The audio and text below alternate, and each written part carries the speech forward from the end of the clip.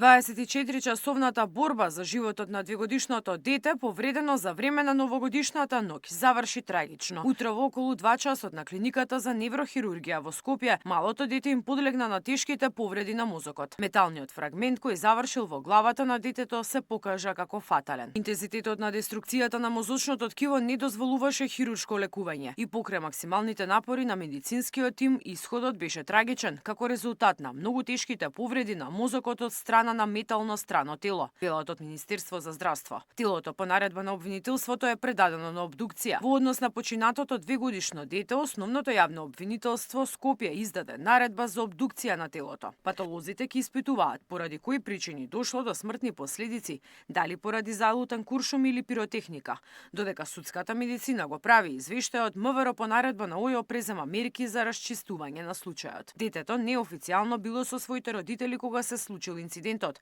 Според исказот во полицијата, мајката и детето биле во својот двор за да го гледаат новогодишниот огномет. Во еден момент слушнала чуден звук пошто забележала крв на главата на детето.